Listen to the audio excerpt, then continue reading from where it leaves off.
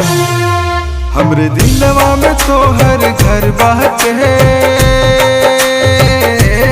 कबो अइलू न कबो गइलू हो। हम ता तुमसे प्यार कनी, तू ता खाली हमें सतैलू। हमरे दिलवा में तोहर घर बाटे, कबो अइलू न कबो गइलू हो।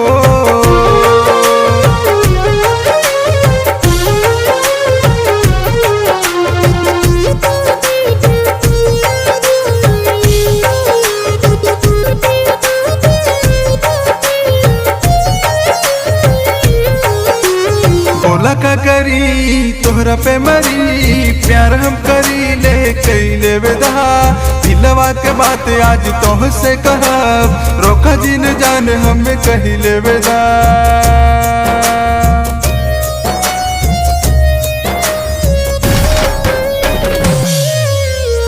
बोला का करी तोहरा पे मरी, प्यार हम करी ले कैले विदा। दिलवा के बात आज तोह से कहब, रोका जिन जान हमें कहिले विदा। तू काहे बेवफाई कहलू हो, हमरे दिलवा में तोहर घर बाटे, कबो अइलू न कबो गइलू हो।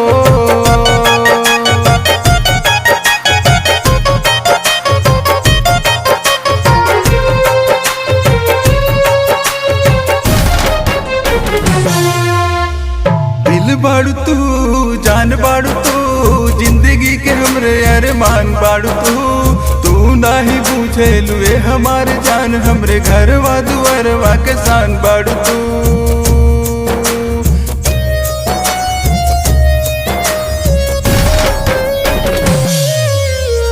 दिल बाड़ू तू, जान बाड़ू तू, जिंदगी के हमरे अरमान बाड़ू तू नहीं बुझेलू ए हमार जान, हमरे घरवा दुआरवा के शान बाड़ू तू काहे ऐसन कैलू हो।